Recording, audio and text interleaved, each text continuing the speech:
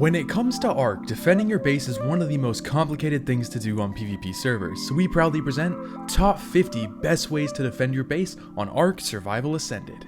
What's the difference between metal and tech? Now you might be wondering, what does this have to do with base defense? Trust me on this. It plays a big difference between, just knowing the quality of metal compared to tech. Alright, so here is metal, and here is some C4. Now this is how much damage that one C4 does to a metal foundation. As you can see, a good chunk. It takes roughly about 5 C4 to take down a metal foundation. Now we have metal walls. As you can see, that's how much damage that it does to one metal wall. About 4 C4 to take down a metal wall. Now you might be wondering, oh, okay, that's actually not terrible. Just look at tech. So now we have tech. As you can see, it did quite literally nothing. So when people tell you to just build in metal, don't listen. Build with tech.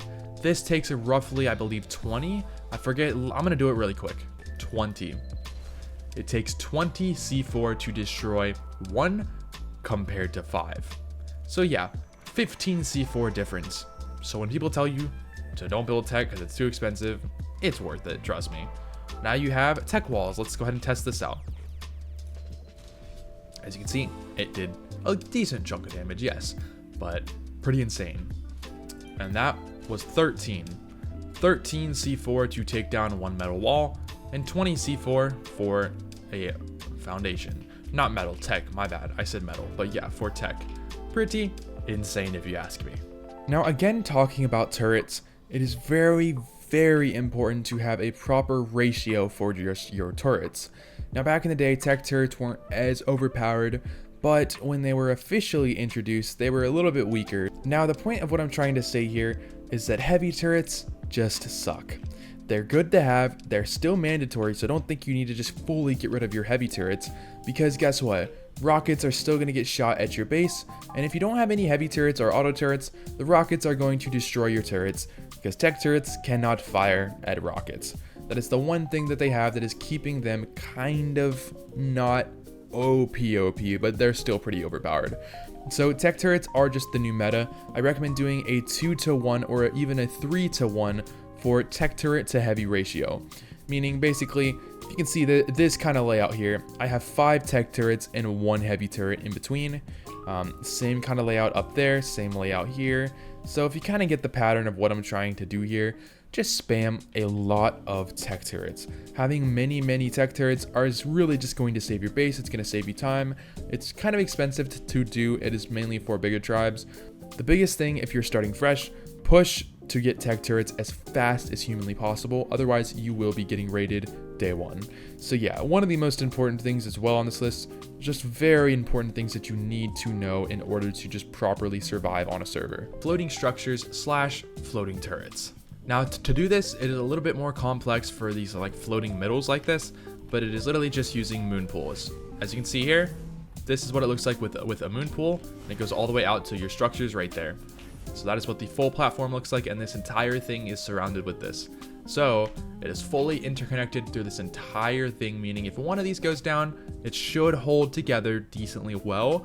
A bit of an issue with this though is the snap points. ARK's kind of freaking out right now for some reason when this gets interacted with, and it does like to break stuff. So a little bit trickier to figure that part out. Now, you also have floating structures and floating turrets. You can make random structures float, but that's for a different video. But for floating turrets, it's actually easier than you think, because you're probably wondering, how do you place it on that? Because you can't just place it down like that. And yes, you are correct. However, just go ahead and do it right here. If you go ahead and you put down a turret like this, as you can see, it works out pretty well. Now, if you try to do it on this, you don't have any snap points in the middle, right? Well, this is now this is how you do it. If you want to save your resources, use thatch. Thatch is going to save you instead of using metal, because you're going to have to basically place over it. You're going to want to get your double door frame, make sure that it's snapped perfectly, and place it down. Guess what? That's it. It is quite literally that simple to make floating turrets. Floating turrets is actually one of the easiest things to do. It's just wall, and then you just replace it with a double door frame. Kind of shocked that this was a thing for a while, and it is still a massive thing, but ARK, I guess, doesn't care to really want to do anything about it, so We have floating turrets now in ARK. Now this can be done with other stuff like pillars. I've seen videos on it. I haven't really messed with any of that stuff kind of yet. But if you want to make floating structures or floating turrets, that's how you do it. Defending your base can be pretty complicated to do, and with all these methods, you may be a little stressed out, which is why Mitra 9 is here to help. Mitra 9 is a non-alcoholic supplement that quite literally makes you feel good. These drinks give you a high, but without the impairment. They have a ton of great flavors, my favorite being root beer. If you're looking for a new drink to replace your coffee in the morning, Mitra is the way to go. Simply go to mitra9.com and use my code OUTCAST for 25% off your entire order. Now, back to the video. Building sideways is definitely a new method to use for base defense. Now, it is a little tricky to figure this part out because they did patch a portion of this, and you can no longer walk up certain kind of sections of these now. This appears to be working pretty well now, but there are certain sections that they did kind of try to patch, and unfortunately it is not as good as it used to be, but it still does work. And this does work with building fully sideways as well, which I'll kind of show you how it's done. I'm not going to go fully in depth. Basically how this works, this is the full layout. So you have to start with a foundation, then you put a foundation down like that, and then you need to get on here and place down a ramp, and then put down your spike like that. Make sure it is as even as possible.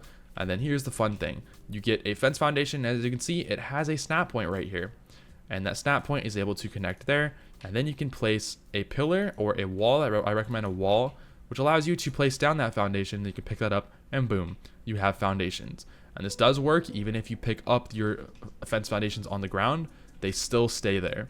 It is a really cool thing that was kind of introduced with ASA that was found out, I believe, in 2024.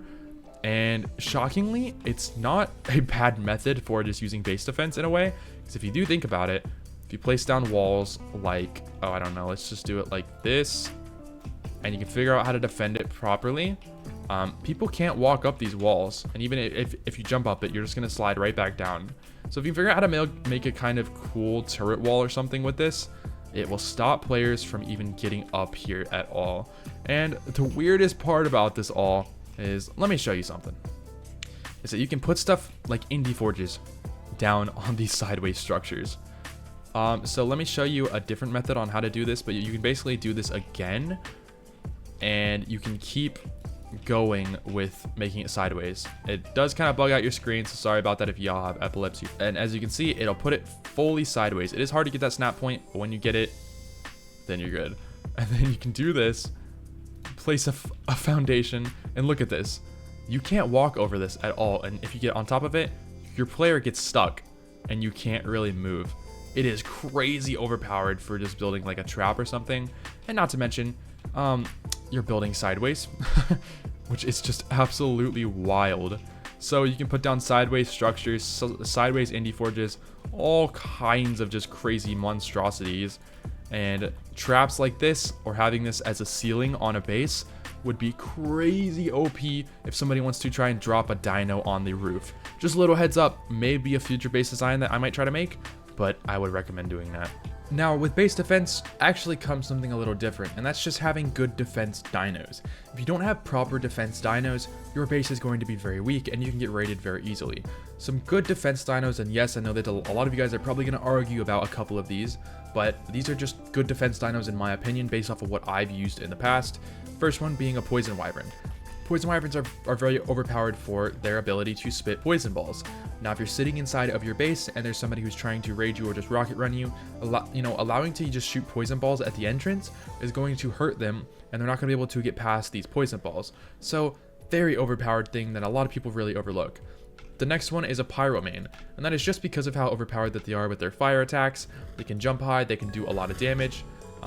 One of the more overlooked dinos, but a lot of people still do use them because they're just amazing dinos overall. But it is a paid dino, so I don't fully agree with what this dino stands for, but not a bad dino for what it is, I'll just say that. Then we have the Microraptor down here, and the Microraptors are actually very useful because they have the ability to stun players, and they can kind of stun them out for about 5-ish seconds. So if someone's trying to, run after your base and you got a bunch of these guys on aggressive, they're going to hit them in the face, stun them. Now, these are a little weak, so they can be killed with pretty much one shotgun blast. That is the only downside about these guys, but they sit on your shoulders, so you can just kind of bring them and toss them into combat. Next up, you got the Charge. I shouldn't even have to explain this one, but the Charge is a very overpowered dino for the ability to have it's basically a Giga just on crack. So it has the ability to have a rage, which allows them to run very, very quickly. And you can defeat many dinos within seconds. I mean, you can just kill everything very, very quickly. Another decently overlooked dino, but still see a lot of people still using them. And then we have the Tech Tappies. Now the Tech Tappies are useful for one reason, and that is because they have the ability to actually shoot at bases. I think it's blocking me out right now from using them. But if you put Element in the inventory and you put it on its saddle, he's able to shoot. I cannot get him to shoot for some reason. Oh, never mind. All right, so there we go. But yeah, he has the ability to shoot, basically the same as a tech rifle, but it's just a flying dino. So you can kind of fly up, shoot things. It's pretty useful, and it's great for base defense because you can keep players off of you by just shooting them back. And you have full control about this too. Now, another weak thing about these dinos is that they can be killed with Fabby snipers very easily. So that is one of the biggest downsides, but you also have a Tech Rex that you can use that is very similar to this as well. Now with turrets, can be a little bit confusing with certain settings, because when you look inside of a turret, now this is a modded turret, technically it's modded settings, so mine's gonna look a little bit different than yours because I have a mod activated. Like this won't be here, that won't be here, that should be gone, and that will be gone. Well, these ones. But anyways, it's going to be a little bit confusing because when it says down here, it'll show you it says targeting only players or tamed creatures. For newer players, this may be confusing. For existing players, you guys can just skip over this because y'all know exactly what this is. But yeah, so right here, you're going to see this and it says change targeting. So you can change it to all targets, which are every single creature and player. It will shoot wild, it'll shoot tamed, it'll shoot random players. It won't kill anything in your tribe though, so don't worry about that. The next one, you have only survivors or tamed creatures, which means that it'll kill people or, enemy creatures and stuff like that, not your tamed creatures, so don't worry about that. Then you have only survivors. This will only kill enemy players. Now these two are very, very crucial. On your base, you do not want all turrets to be only on survivors or tamed creatures, because then people can soak all of your turrets. If you have about half of them on this, it's good. And then if you have the other half done on only survivors, having that on only survivors will basically make it so that if a player tries to run up on your base, it will kill them, but if they try to soak turrets with a dino, it will not shoot them. It sounds like a weak spot, but trust me, as long as you have some turrets on there, it is actually more overpowered than you think and is very annoying to deal with those turrets that are on only survivors. Now down here, you have only wild creatures. Now this is pretty self-explanatory, it kills only wild creatures. This one is only survivors and mounted creatures, which is a little bit confusing, but basically what it means is that it will only shoot a person that is on a dino. It will not shoot just a dino that just got dropped on your base pretty much. So you want to make sure you can either pick that one or just do the only survivors one. Now this one up here, you have only tamed creatures, which is going to only kill only tamed creatures. But yeah, I mean, these two are your most important two. I wouldn't really worry about anything else. As long as you have your turrets spaced out, just do not have all on only survivors or all on only survivors or tamed creatures. Otherwise, you will most likely get raided because you're going to have a weak spot. It's the same thing for each turret. It doesn't really matter. And another big setting to have on it, do not turn on the warning. The warning is just going to get you raided quicker. That's really meant for PvE kind of stuff, I think, if you're in a fight. I don't know. But then you have change range. This is important as well. I'll show you the normal range of a turret. So this is the shooting range that a turret has. There's the red line. This is with a mod, so you're not going to see this on your actual turrets. But that is with a mod, which is pretty high. Now, if you go down here and you change that to low, yep, okay, there you go. So it did update. That is low. But yeah, so pretty simple tips for turrets. Just listen to that. Don't overlook that, because trust me, it will probably get you raided. Now here's something that a lot of new players overlook and do not know. So here is a Quetzal, and then there is a Racer, and I'll show you what each of them do here in a second. But if you do not have low turrets on a tower or your base, a Quetzal, for example, can literally fly up here and come up here, and seeing all these, platforms right here, a player can basically run up with the Quetzal, get underneath, and take your tower down from underneath without any turrets even shooting you, because the Quetzal is in the way. Also, having the platform here allows for the Quetzal to not get damaged by any turrets. It is a very overpowered thing that is kind of getting patched because they got rid of hatch frames, and hatch frame rating was a pretty big issue for a while. I don't know why they just got rid of it. They should have just turned off hatch frames for platform saddles. I really don't know why. But yes, so the biggest part of what I'm trying to say with this method, have low turrets, have turrets on the ground, have turrets spammed all over the place. Do not have turrets strictly only higher up, otherwise that will get your turret tower taken down pretty quickly. A pretty overlooked one is turret rafts. Now these turret rafts may look a little bit weak, and yes, while they may be slightly weak, believe it or not, they are actually very, very useful. You can fit about 20 turrets on the outside and actually a little bit underneath as well. And technically there is no 100 turret limit on rafts, but there is a structure limit. So that is the only big downside with this one here. But here's the thing, if you have multiple of these around in your base or just surrounding your base entrance, it's going to kind of help keep people off of you. Yes, they can easily be taken down, but they are more of a deterrent. It's very simple and very cheap to craft one of these turret rafts. All you need is just a motorboat, some metal structures, a generator that can power it for a good bit, and about 20 to 25 turrets. Now you can only place auto turrets on these rafts, so there's no heavies, no exceeds, nothing crazy like that. I won't even lie, it's not a bad strategy. So if you're looking for something kind of different, but something that's not that expensive, that just to kind of help annoy players who are trying to raid you, or maybe use it as like a raid defense like thing that pops up, basically letting you know that, hey, there's people that are about to raid you, I would highly recommend using this method. Now when building a base, or you're just going to be living in some sort of cave, a really great method is to build backwards first, especially for turrets. So basically how the 100 turret limit works is you place down a turret here, and I actually have a mod installed so you can actually view the entire range here. So this is the range of a turret. And as you can see, if you place all 100 turrets around right there, you can't build anything right here. So a cool little method to use for this, which this is kind of a bad layout because I already have a turret wall built right there with turrets on it, but that is to start from the back. So let's say that you want to have a turret here, right? And your 100 turret limit is now in this bubble. Now something kind of interesting, as you can see, I'm still in, if I get it, I'm still in that 100 turret limit.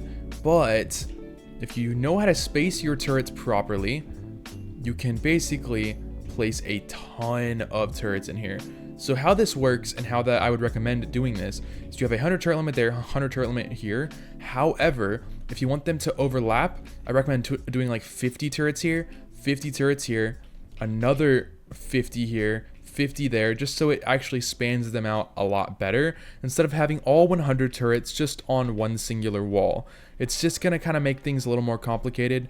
Now this doesn't really work because I already have those turrets on there, but like for example, as you can see, I'm in that 32 range limit, and when I go back here, I am only in a 2 turret range limit. So it's a little complicated, but it is a very, very important tip. If you can figure out how to follow it, it will make your base a lot more stronger, and you can actually maximize your turrets much better. One of the biggest methods for just defending your main base, especially if you are in a cave, is building cage towers.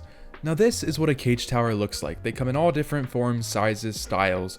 This is just a pretty simplistic one that I kind of tossed together pretty quickly for a different video, and I figured that I would kind of go over it. So as you can see here, these all have like floating turrets kind of, so basically done with a thatch wall, and I think I'll show it later in the video, but it's done with a thatch wall, and then you can just replace the thatch wall with something metal like a door frame, and it basically makes the turrets float. Now doing this for the center is a little bit more complicated. I'll kind of show you how it's done, but it is done with these moon pools. So you can just place these and connect it from your hatch frame in and basically make them invisible. And as you can see, they stay closed and it gives the floating effect. Now this floating effect is actually very overpowered because rockets cannot damage it. It can only be damaged if they take down every single one of these walls. That is the only way that this turret cage can fall. So it is pretty overpowered. It has many different layers too, meaning, I mean, if they take down this pillar there, all these other pillars are all just still connected, so it's not going to fall at all. It's a little complicated to build these. It is very expensive to also build these. If you're on a server with a turret limit higher than 100, like 150 or 200, you can build pretty much 2 times the size of this, or just spam way more turrets. And it's definitely one of the most overpowered methods to just defending a cave or just blocking off an entire island. So yeah, with a cage tower and many interior turrets, it will make your base pretty hard to raid. Again, not impossible to raid, but pretty difficult. Now, a very big overlooked one as well is Chandeliers. Now, these were a lot more popular on Evolved. On ASA, they're not as popular, but I still do see them quite a bit still. So if you're building on, I don't know, just like the center on the floating island and you need some kind of turret tower just to kind of help defend your entrance, especially if you're living in a rat hole, Chandeliers are the way to go. As you can see here, it's basically just... Sir, I'm trying to record. Anyways, as I was rudely interrupted, as you can see here, it is a one-sided kind of style. Now, these can have two sides, but if you're looking to kind of maximize your turrets and keep it under the 100 turret limit, I recommend just doing one side. You can build it as far down as you want, as high up as you want. It really doesn't matter. Now, these are not going to be unraidable. They can be taken down still pretty easily, but the point is to annoy players, especially if you're on the side of a very, very tall cliff and your entrance is very difficult to get into. These are the most annoying things to deal with. Now, for these Chandeliers, I highly recommend kind of having your generator in the center area, as well as a tech force field on it, as the force fields do kind of keep people from hitting and damaging your platform. Yeah, this is really meant for a certain kind of base, not for like an entrance like this. Tall turret towers do also play a major role in an annoyance to just have around your base. Now, these are kind of meant for spam, and it's kind of an alternative to building a cage tower in a way. It's like the cage tower, but without the cage. So it's just the central point, and you can put your foundations in the ground pretty much. I mean, that's really the only spot that you can do this, especially for this design. And this is probably the most effective design because it's all connected. Now, you could also put like some pillars, like some small pillars in between, just to kind of help make it more interconnected. But I think this is one of the most overpowered ways to do it for just the cheapest. I know a lot of people are going to argue about that in the comments, but this can be built in multiple different ways. This is just one method that I like a lot because it's just a lot of turrets, it's a lot of damage, and it's really annoying to just take these down. Now, I do recommend still having a top piece here. If you don't have a top piece, people can go super high up and just drop a dino straight in here and blow all of this stuff up. So yeah, it's just kind of a different form of a turret tower, but the main point of this is to have tall towers. As you can see here, for the size of my character, this is a pretty tall tower, and by having tall towers, it kind of keeps people away, especially if they're on like a paracer or something, which it's definitely one of the trickier ones to build, but I still figured that I would toss it on this list because it is still a pretty important thing to know for just spam around your base. Having spam turrets also is a phenomenal thing to do for your base and is the new meta for Ark Survival Ascended. On Ark Survival Evolved, everybody used to build on hatch frames, catwalks, which were very horrible, and just mainly really on their base. Now, one of the bigger new methods is to just spam turrets all over the place. These are all being supported by nothing, which means it takes a certain amount of C4 just to blow up that turret. Like, you can't just take down a wall and it takes down all the turrets. You have to individually go over to each and every one of these turrets and take them all down. Especially since you're able to build on walls and ceilings now, these ones are pretty much impossible to just take down, forcing the enemy to have to soak your base. So yeah, at first it kind of sounds a little weird, but for experienced players, this is kind of common sense. But for new players who are a little bit confused on just how to build, this is really the biggest method on this list and is one of the most important things to do. So yeah, make sure to spam turrets. It's okay to have little things like this because you still need to kind of stop dinos from walking in, but more importantly, have more spam turrets on the ground than you do turret walls. It's just going to save you in the long run, trust me. So just make sure to have as many spam turrets on the ground while still having a decent ratio of just things that are going to help stop people. Now, this one should just be kind of common sense, but if you're new, it is also pretty important to know, and that is just to build as far back as possible.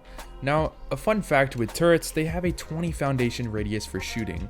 So as you can see here, this is pushed back around 20. I'm not going to individually count them, but it's pushed back around 20 foundations. If you just have your main turret wall right up here on your entrance, it's going to be very weak and players can easily run straight up to it, get past it, and then your base is gone.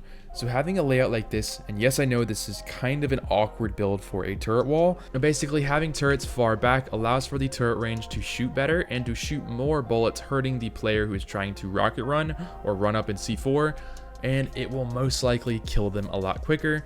than if somebody was just gonna, for example, run and hide right here and then just get straight onto the wall, boom, boom, down like that. Just push them back as far as you possibly can, being about 20-ish foundations. So you can measure it just by just starting your wall here and build 20 foundations outward.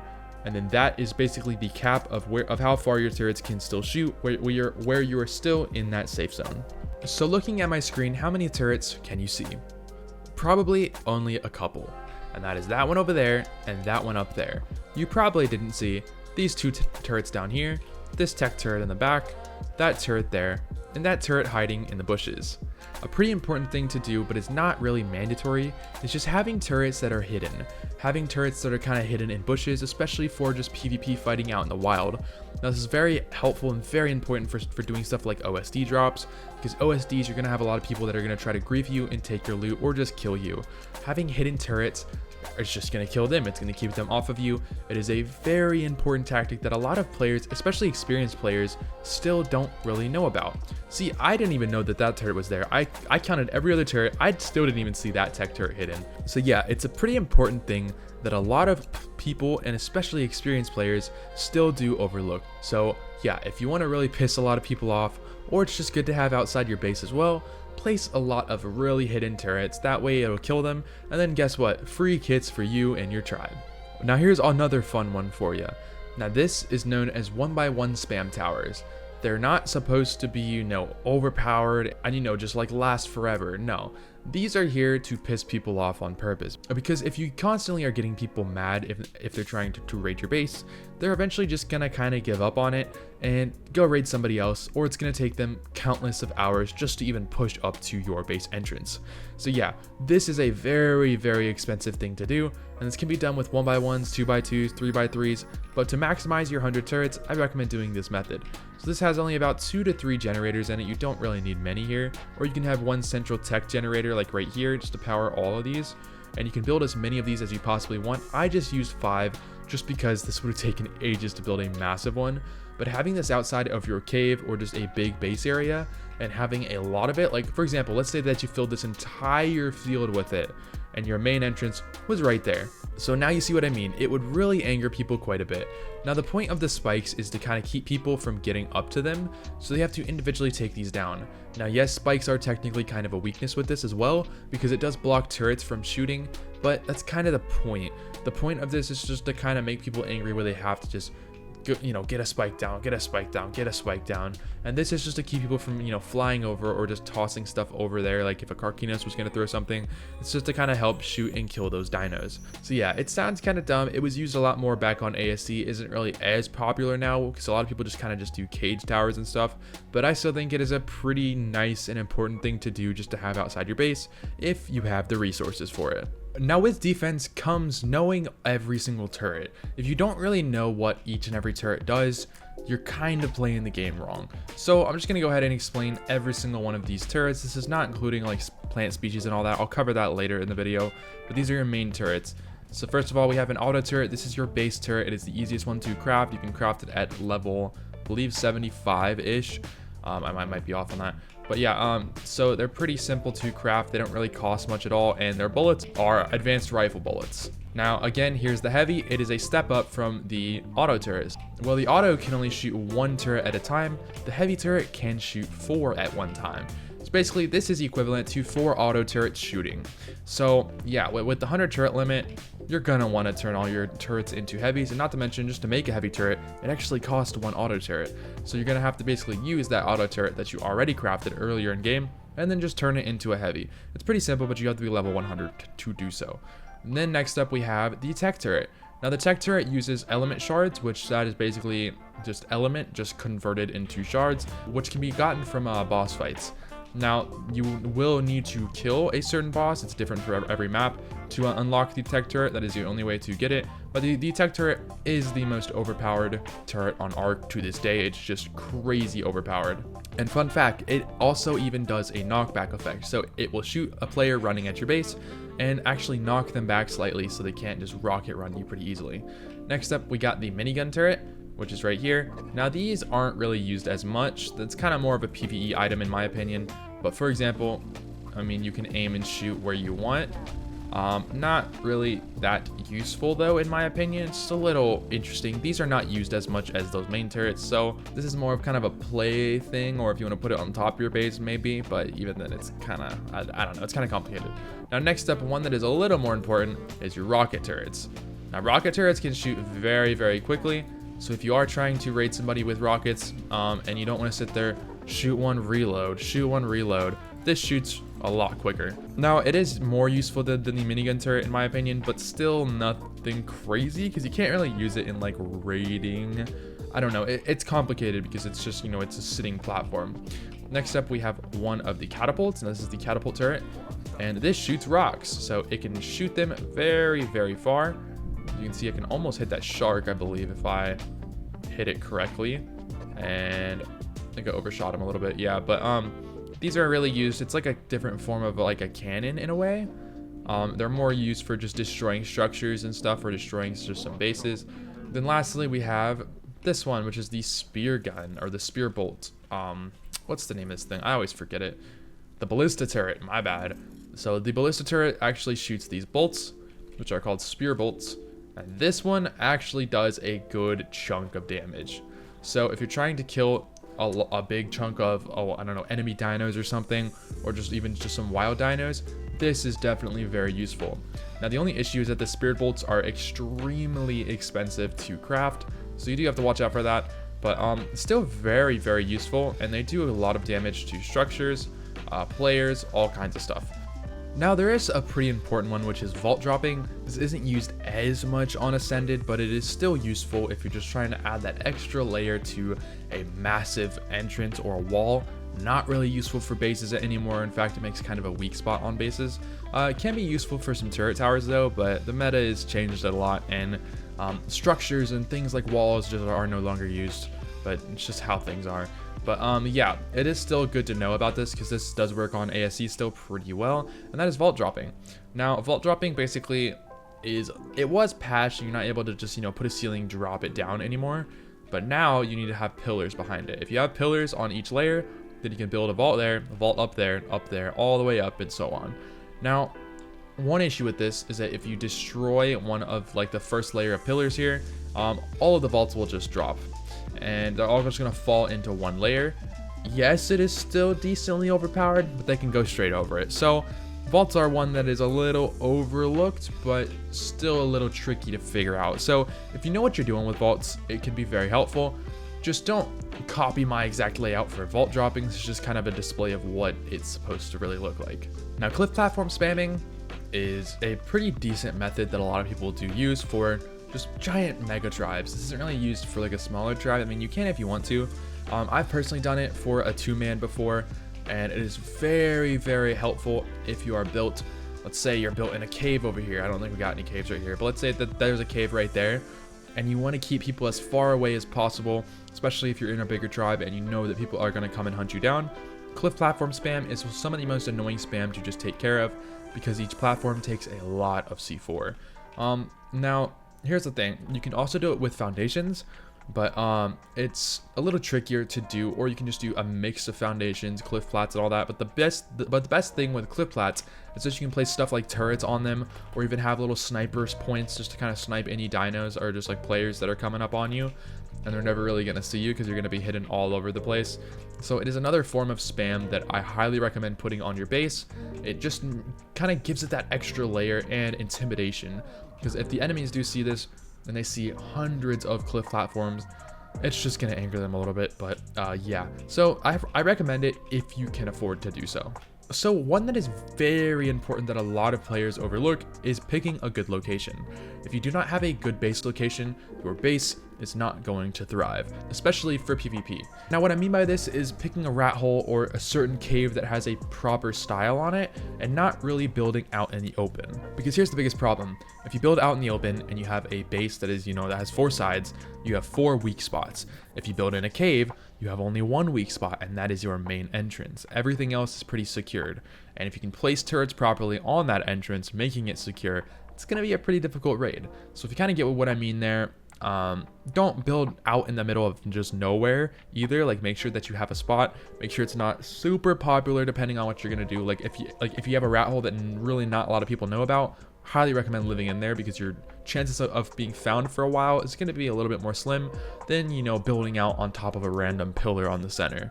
So yeah, definitely pick a proper location, or it could cost you your base. Now, I know that we just covered cliff platform spam, but another very important thing to have for spam is just foundation floors. Now, this may sound kind of stupid or kind of pointless because, you know, it has little weak spots that you can hide behind.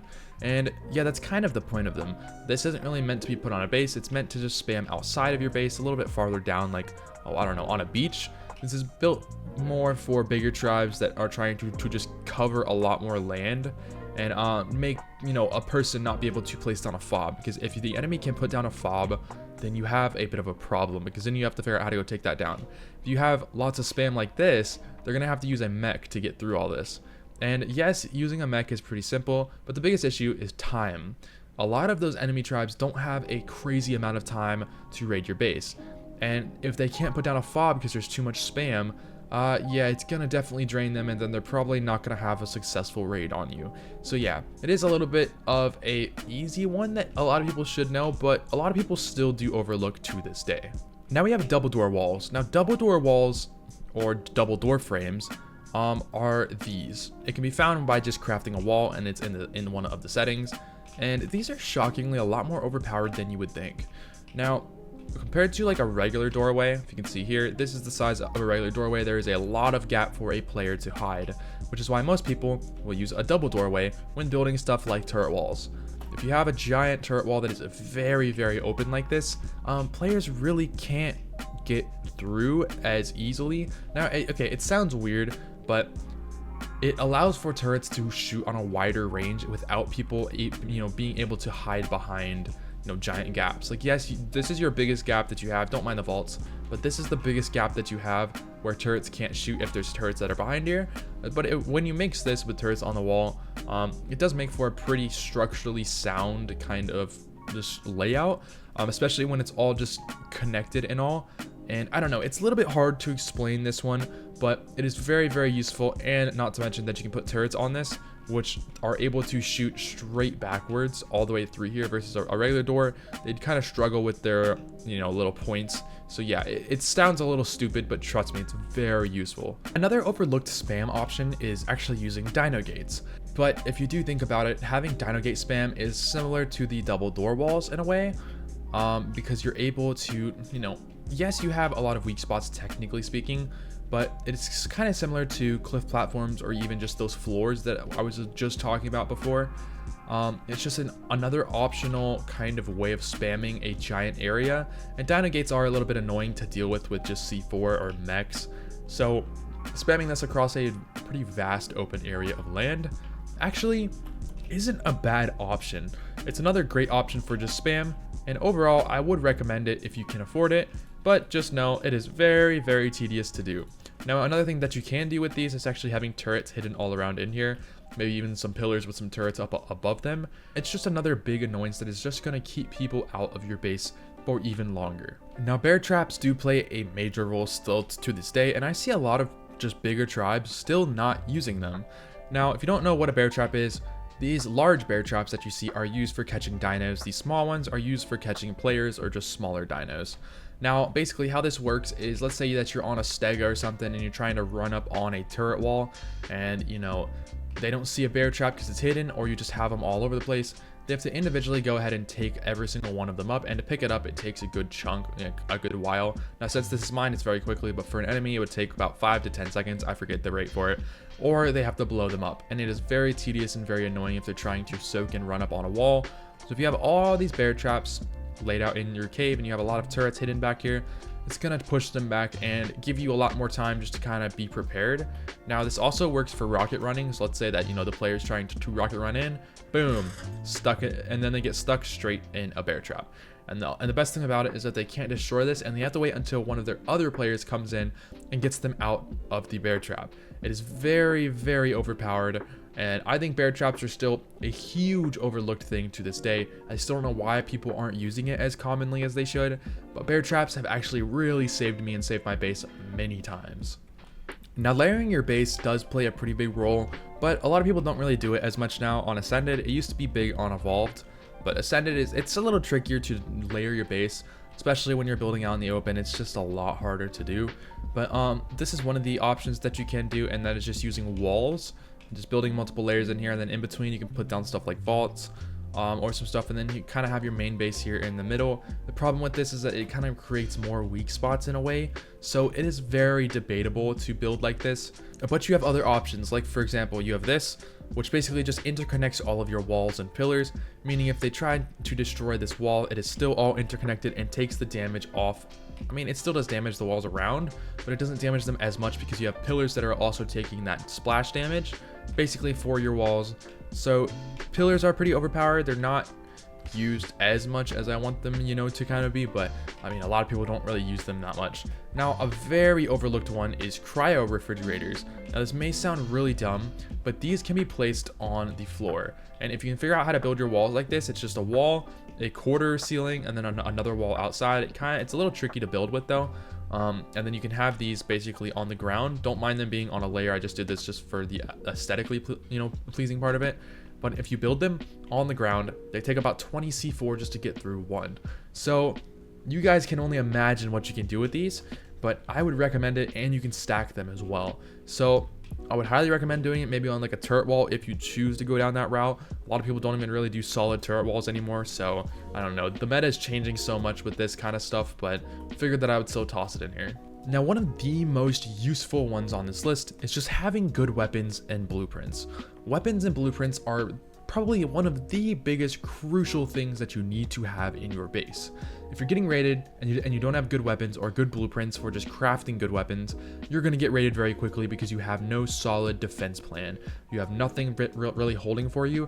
Now, if you have a lot of turrets and a lot of ammo, yes, it's going to help you out, but having proper weapons can allow you to kill people off the back of dinos. It can allow you to compound bow certain dinos to get them killed quicker than, all your bullets getting soaked. So having good weapons and blueprints is the most crucial thing to do.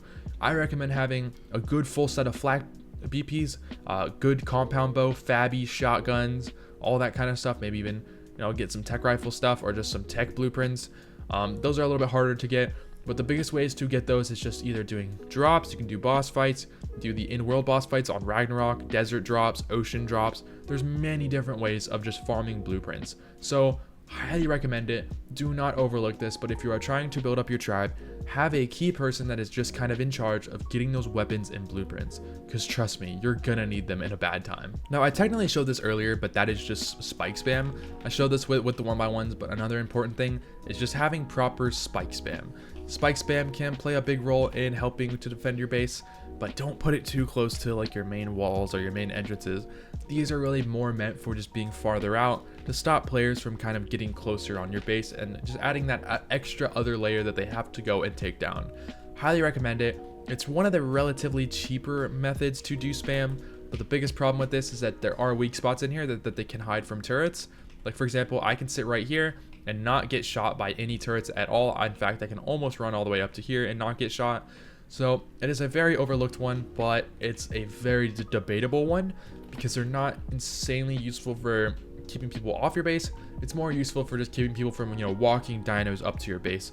It's just another method that they have to get a mech on to just help take them down. So yeah. Now, it's important to know the difference between a tech rifle, a tech tappy, and a tech rex.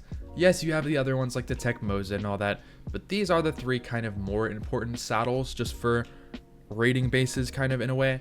So the first one is a tech rifle. Now this has a decent range. All the ranges are about the same, but it does a decent amount of damage. So for example, here's this wall. Let's go ahead and shoot it. And that's how much damage that it does to one wall. Now, nothing too crazy, but if you shoot it very quickly, because they can shoot very quickly, these do have the ability to overheat. But as you can see, off of one overheat, I did that much damage. I did almost 1,500 damage there. So yeah, it is definitely a overpowered thing to do. It's really good for taking out spam. It's good for taking out turrets. But let's go ahead and go over the tech tappy.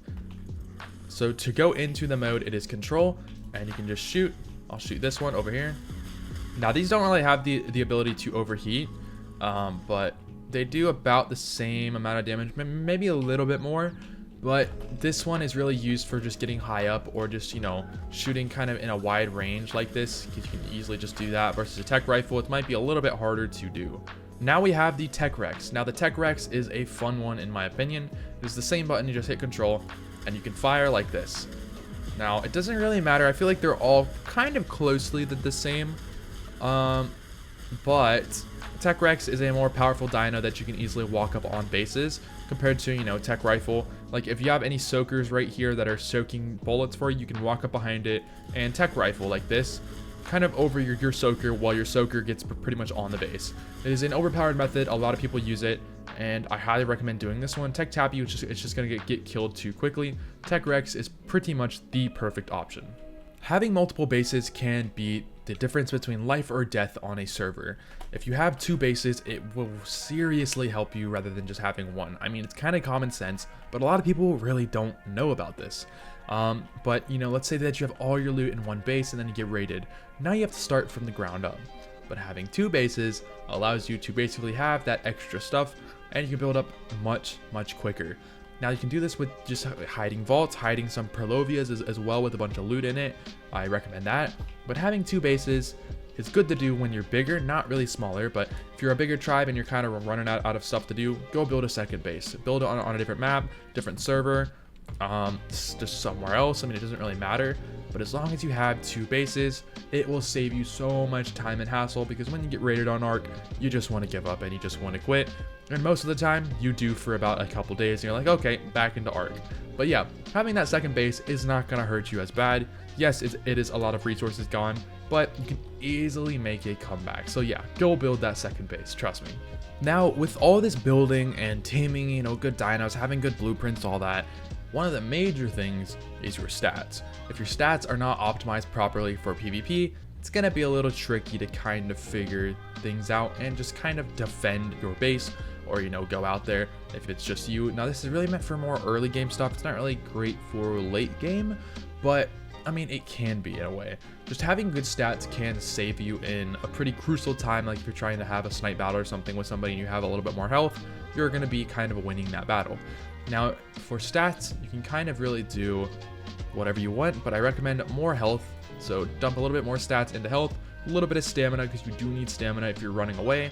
Now weight is a pretty big one as well, but weight is more optional. Melee damage, I highly recommend. Fortitude is good for like cold and all that, but those are kind of your main ones that I would highly recommend just dumping most of your stats into. Now health, I would probably say 200 to 300 health maybe. Melee should be pumped up very high for early game. Stamina, same there, 200 to 300 just to kind of help you, because, you know, in crucial times, you don't have proper stamina, it will get you killed if you're running and then you run out of stam. It's happened to me thousands of times. Weight is also important. Have a lot into weight, and yeah, I mean, pretty common sense for most of your other stats, but just have those main stats upgraded. You're gonna need them.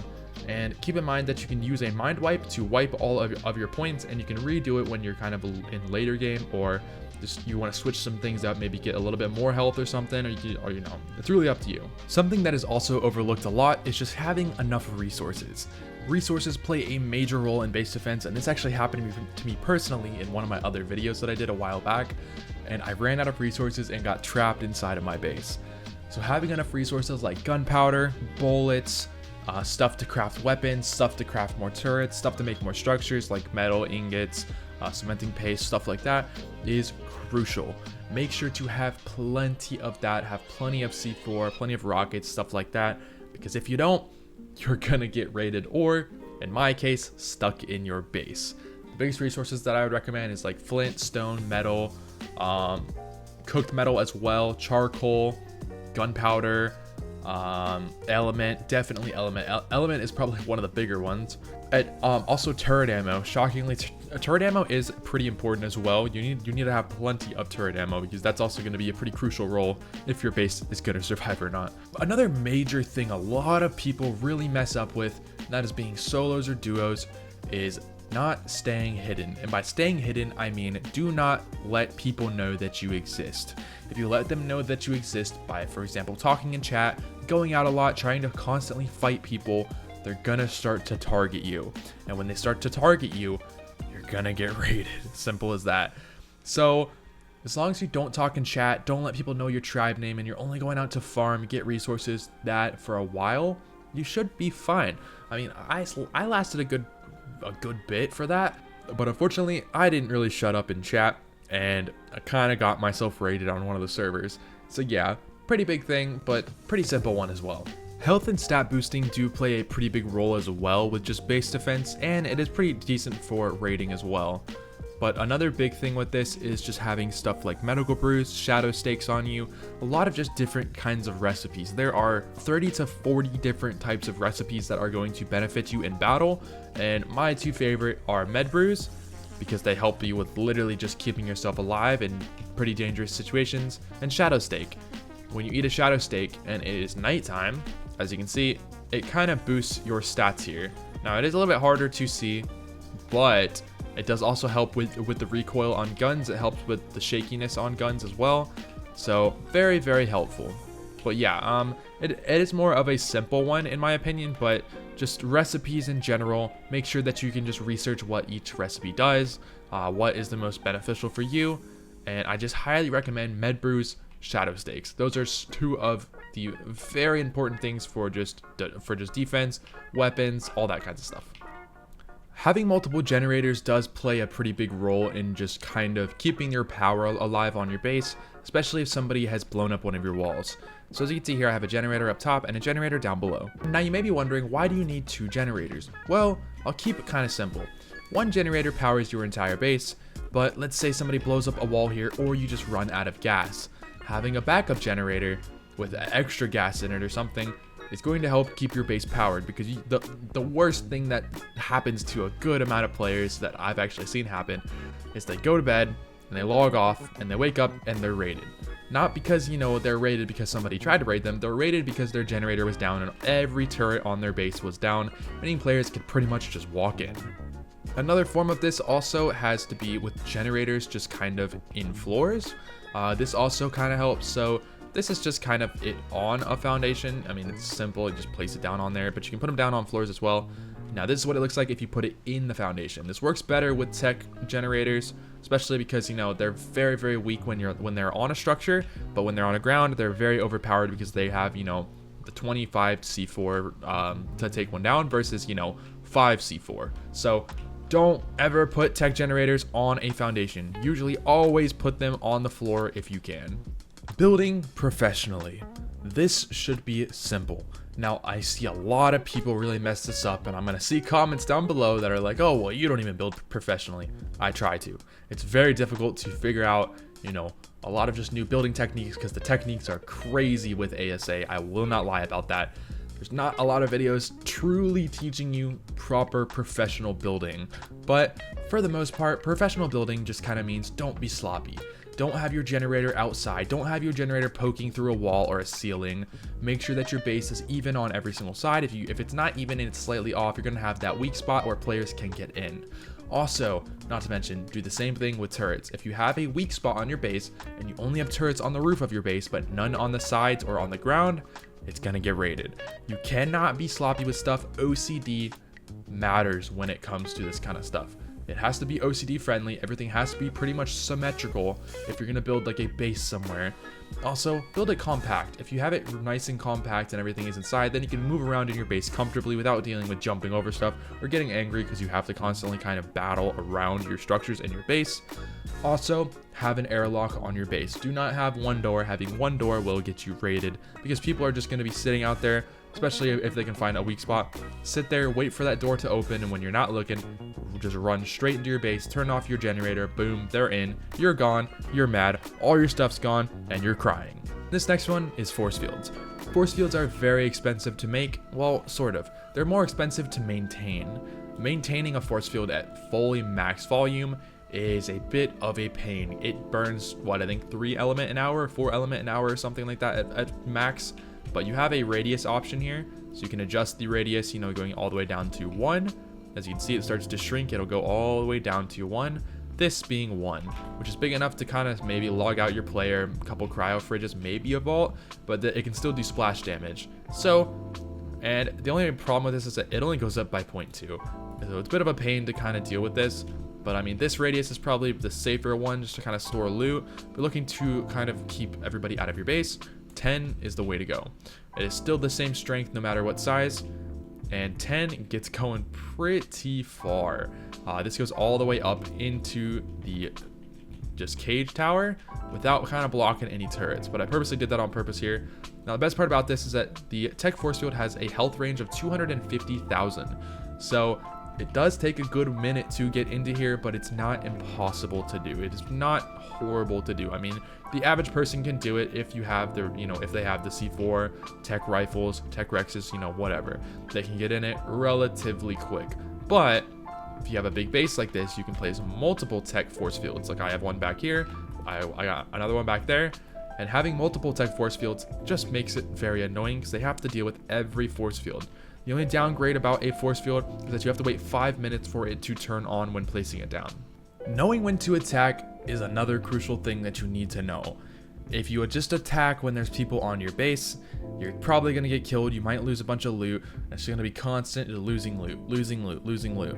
You need to know when to attack. You need to know when they're weak, and you need to know when they've used up all their resources. And they're pretty much very weak and just kind of out of it, and they're about to go back and get more stuff. That is their weakness. So, for example, if someone's putting up a fob on your base and they're raiding you, sit back for a minute and just kind of watch what's going on. Try to figure out what their fob looks like if you can find it. Try and figure out how many players that they have, what dinos that they have, if they have the proper amount of C4 and stuff to get into your base, and if they're prepared or not. If they have weak spots on their generators, it's good to know. So scout that out first. But knowing when to attack is so important. Biggest thing that I would say is basically if somebody is attacking you and they have a kind of a weak spot and they're basically like every couple minutes they have to, go back to their fob to get more stuff and to kind of just revamp, get things back up and running. Wait until they go and teleport back to their main base or something, then go out and just push that fob, take it down, take all their stuff down, because when their fob is down, they're done. They're probably not going to come back, and if they do, they really want you for some reason, so you probably piss them off in chat. But yeah, it's pretty easy to know, but I know a lot of people do kind of overlook that, and they just instantly rush like, oh my god, we're going to get raided. Trust me, if you just sit there and plan your attack out and you plan that counter attack, you should be fine. With Ark Survival Ascended came photo mode. Photo mode is a very useful feature which says toggle photo mode in your main menu. Now go ahead and hit it, and this is extremely useful. Now on official servers it's going to be in slow-mo 1, but on single player it's basically just slow-mo 0, which is no speed. As you can see, that is current speed of all the stuff, dinos and everything. Now on servers you have this. Now the radius for this on official probably goes about right here and then gets cut off, so it's not too far away from your player. But you may be wondering, what does this have to do with base defense? If you think about it, if somebody is raiding your base and you are inside and you can't see what they're doing, go into photo mode and go out your entrance and just look around at them. Try and figure out what they have, what they're doing. It's very useful. In Ark Survival Evolved, you were not able to do this and you can't see anything that was going on. In Ascended, you can. Now in single player, I have this cool option where I can go into photo mode and go around the entire map based off the radius that I set it at. So I can go pretty much all the way down here, look down here at the base, see if there's anybody in here, and if you hit F on your keyboard, you can also adjust things like your focal distance, just to kind of look and see if a player's peeking over there, or you can go all the way out, super stretched, and even get a wide view of the area. It is a extremely important thing for just base defense. It's really good for raiding as well, or if you're just trying to look at something, it is good for that too. Building your base high up can also help with just base defense. Now this may sound kind of dumb as well, but if you're building high up on a pillar, it already eliminates players being able to walk a dino straight up to your base. Yes, cryos do exist, so yes, they can toss a cryo up here, but it does actually make it a little bit more complicated than you would think. This is just a little demo base that I built for this little bit, so you guys can't really say much about how, oh, that's not gonna, keep people off your base. Of course it's not, it's a demo. But the point of what I'm trying to say here is if you have this entire area spammed with turrets, got a nice little sky net going up there maybe, it's gonna keep people off of you for a bit. It's gonna make it a little bit harder, especially early game, because nobody really has Quetzals or the Rhinogothias or anything to get a dino up here. It is going to be very difficult to do early game. Now late game, you're gonna get raided, simple as that. Anything that you do actually probably will get you raided, just to be honest with you. If you build in a rat hole, raided. If you build in a cave, raided. If you build on top of a pillar, raided. I don't even know where to build anymore, but yeah, just a cool little tip. Now let's talk about rocket running. Rocket running is a pretty crucial thing that a lot of players do when trying to raid a base. Now rocket running pretty much just consists of a player, just hiding behind stuff like these rocks and pushing your wall as fast as they humanly can to try and take down a turret or two. And as you see with cave damage, it's pretty reliable. I mean, it took down that, it almost blew an entire hole in the wall, and just know you will get killed doing this. You're not going to survive more than one rocket hit, even if you get one in. One is even pretty hard to do. This is kind of a mediocre kind of amount of turrets on a base, but let's say that you're running up. This will probably kill you instantly just with the amount of tech turrets, but you can instantly just run up, and if you don't die, you can blow a hole in the wall. It's going to be tricky to do, but trust me, rocket running is a really big method that I would highly recommend doing for most people. It's a lot of fun to do because you're just rocket running. If the server doesn't lag while you're trying to do it, it'll eventually be successful. It usually always works eventually. Even if you can get one turret down, that is one turret less that you have to deal with. So it sounds dumb, but trust me, it will work. If you just keep pushing it, if you keep trying, it's gonna work. Now this works with C4 as well, but rockets are a lot more fun and they do more damage in stuff like caves like this. And with C4, you gotta come up here, put it down, then blow it up. Versus a rocket, you're just shooting and it just does the damage. Now, the problem with shooting rockets at stuff like heavy turrets is that the heavies are gonna shoot it the second that it comes out of the barrel. So you need to try and get as close as you can, and even if they shoot it right here, it still is gonna do that splash damage onto all of your structures. So make sure that you kind of get close onto the structures and then blow it up. That is pretty much the whole goal with that. But rocket running is pretty much what everybody does. Everybody does rocket running, so it's not too overlooked, but yeah, it's a lot of fun to do. Now your hotbar is a pretty important thing to just have proper when base defense, or even just going out exploring, raiding, or just defense just in general. Now your hotbar, if you don't know somehow, is this bar down in the bottom middle of your screen. This has all your main stuff where you're going to kind of store your main things that you're just going to be using from day to day. I highly recommend doing either a pickaxe or a hatchet, or both right here if you're kind of big on farming like I am. You're going to want to have a crossbow or something, so I recommend it kind of right there. Bolas, trust me, put bolas there. Parachutes, cryo usually around the end-ish, and some med brews. Now you're gonna want some food as well. I kind of forgot to spawn that in, but you're gonna want food like some cooked meat or something, and then you can leave these other two for just, I don't know, building structures or just a miscellaneous item. You're gonna want to also probably get some grapples as well, because grapples are very useful. If you get picked by a person, then you can just kind of hit the ground and it'll unpick you. Very useful. Bolas, of course, are used for just trapping players, so if you get picked or something, you can hit their PT or just bola them. It's totally up to you. Hatchet, good for harvesting. Pickaxe, good for harvesting. Crossbow, just for grappling up if you're stuck somewhere or if you get picked. Bolas for PvP. Parachutes, I almost forgot the cover. Parachutes for if you get picked as well, or if you fall off a cliff or you're running from a dino, just like that, literally. Med brews if you get hurt. Now you got those there to hit. And you got a cryopod for your pocket dino. That could be a pocket giga, pocket PT, just pretty much anything. But yeah, I mean, those are really the main things that you need. I might have probably missed one of them, but that is the main stuff that I use on a day-to-day basis on ARK. So, but just have your hotbar laid out properly. And fun fact, if you hit Q on your hotbar, it actually goes to a second hotbar. A lot of players don't know about that, but you can have access to a second hotbar with extra items down there. So yeah, pretty cool there. Now this is pillar layering. Now this layering is actually very effective, and it's more effective than a lot of players do actually realize. So let me show you kind of how this is done. So with C4 on this, you know, most walls usually take what, about 3? And then you can blow it up. As you can see, you're in. Now the splash damage does almost nothing to these walls. Actually, it did no damage to the walls. Versus on a regular layout, which I'll show you in the back. I don't even know where my hand is. My hand is gone for some reason. Let's do this in the back really quick. So I'm gonna go ahead and pick up all these pillars just to show you the amount of splash damage that would have done if the pillars were not there. As you can see there, it almost destroyed the top one. It did no damage there, did a little bit of damage there, a little bit of damage there. So yeah, pillars actually do make a wild difference to just defense, and this can work with the thick pillars, with the small pillars. It even works with small pillars, so it doesn't really matter there. But yeah, a lot of people don't realize that, but pillars do make a difference, and not to mention, if your walls are down, your base is still going to be being held up by these pillars, so the pillars will still hold everything up and keep it intact. Okay, so having a plan plays a big role in base defense, it plays a big role in raiding, it plays a big role with most things on ARK.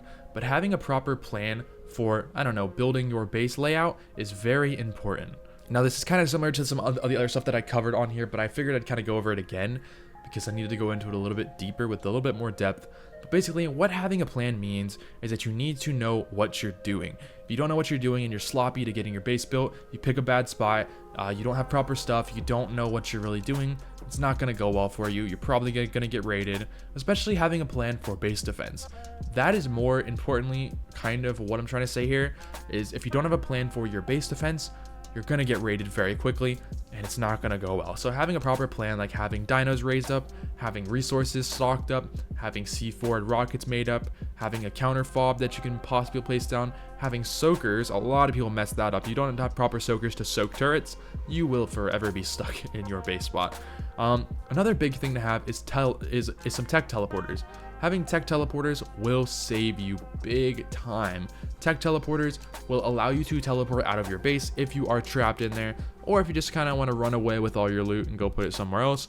Kind of a horrible thing to do. I hate when people do that, but I mean, you can do that. So having a plan is important. That plan could be anything. It could be anything from just base defense, raiding, literally going out to farm resources, having a plan if somebody attacks you, literally anything. Just have a plan. A pretty important thing to talk about is turret ammo. Yes, I kind of went over turrets a little bit earlier, but turret ammo is more important. So with tech turrets comes tech shards, or element shards to be, specific. So for tech turrets, you will need to be using element shards. Element shards are what you need to just use as bullets for them, and they're used as a more powerful weapon for just defense. It is great for base defense. It is the most powerful turret technically on ARK to this day, until they add a new one, which they will probably here pretty soon in one of the next expansions. Then you have heavy and auto turrets. For this, I'll just be covering heavy turrets. Heavy turrets use advanced rifle bullets, which are used in stuff like machine guns, some other type of like minigun turret style stuff, or just in general for just different kinds of guns. But the most useful part of it is for heavy turrets and auto turrets. Now the difference between a heavy turret and auto turret, I did cover this earlier, but I'll say it one more time. Heavy turret shoots 4 times, and the auto turret can only shoot 1 time pretty much per second. So with the auto turret, it is 1, 1, 1. With the heavy turret, it is 4 at a time. 4, 4, if you get what I mean. Basically equal to 4 auto turrets, so it is pretty overpowered. If you have these on your base early game, it will keep people away.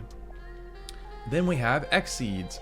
Now X-Seeds aren't used as much as they used to be, but X-Seeds are very useful for one thing, and that is, okay, it didn't make any of these seeds in them, but it usually has a couple X-Seeds just to show you. But they're used for one main purpose, and that is the point that they can shoot little tiny poison balls off the top, pretty similar to a Dilo about how they kind of blur your screen. They do that same exact effect.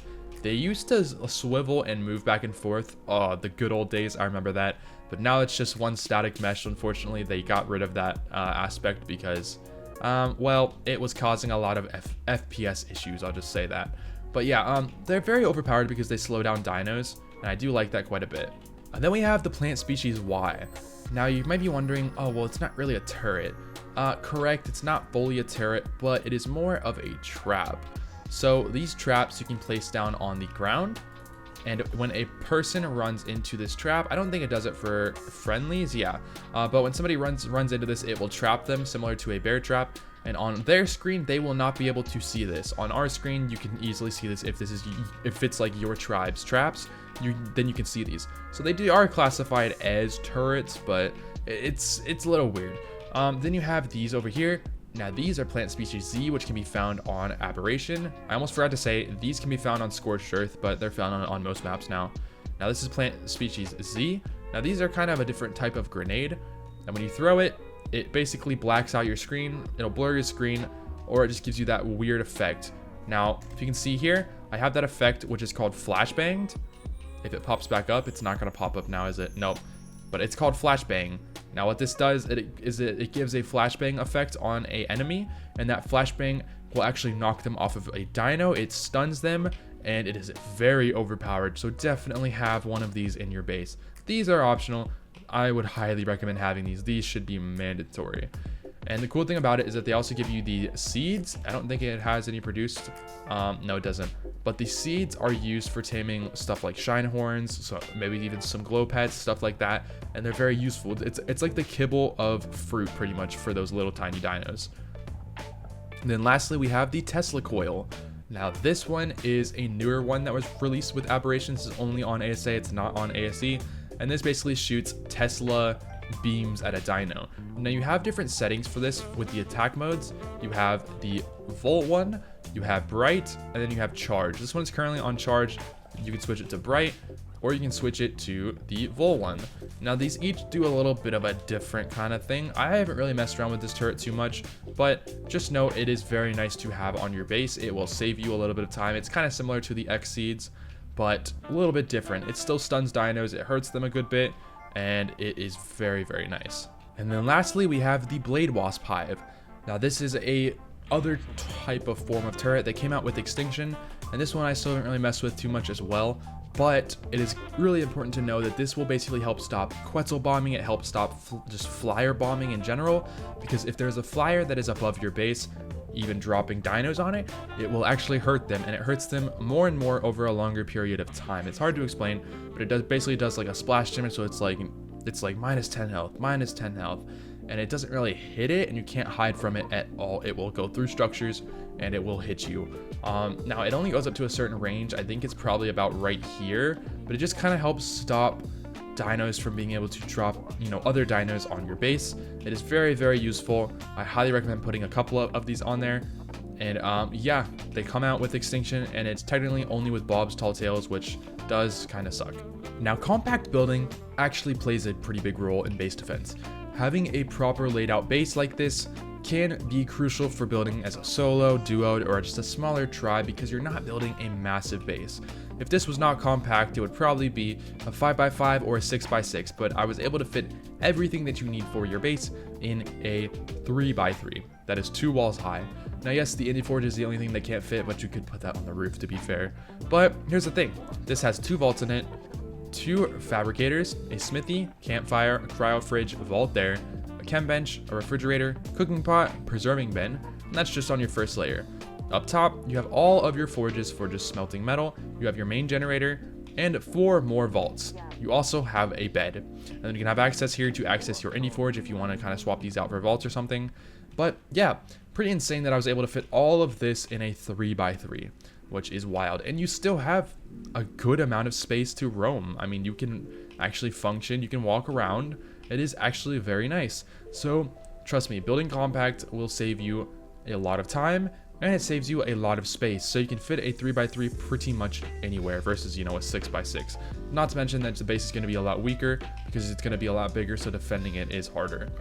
Now, I covered this earlier as well, and that was cage towers, but I figured that I would kind of cover it again to just show you a different style cage tower, because they come in all kinds of just different styles and layouts and all kinds of crap. But this is a different kind of style that doesn't have any floating aspects in it. This is the original, technically, cage tower, and it is pretty big, but basically how it works is you build out. So you build a little 4x4 here, and then you build out 1, 2, 3, 4, 5, 6, 7, 8 foundations out. 8 foundations is around the right size, but I recommend going a little bit bigger, to be honest. It just depends on how many resources that you have, because these are extremely expensive to make and very time consuming to make as well. And with the 100 turret limit, you do not want to have any weak spots on here.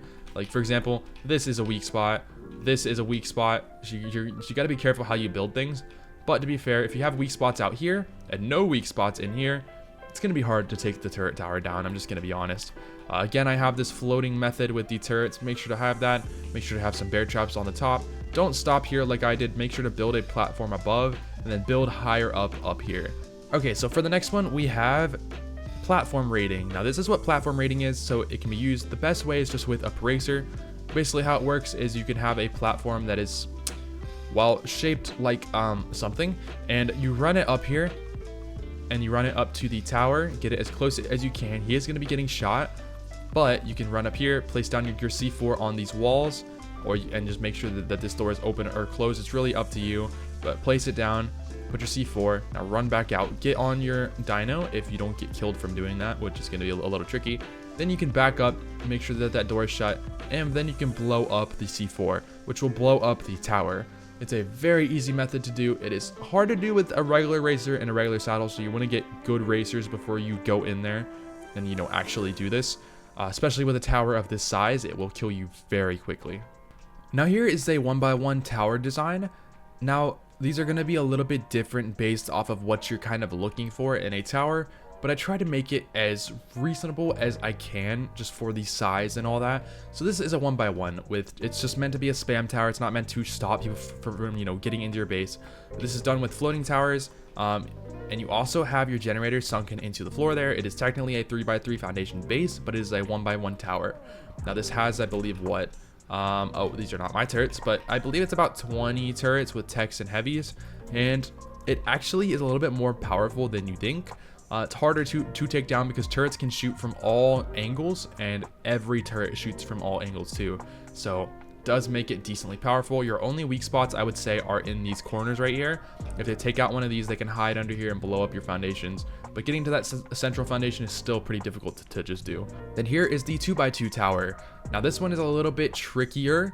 I did show this one off because of the cage aspect of it, but this one is a little bit harder to kind of take down because it is spammed with turrets, and turrets can shoot from all angles.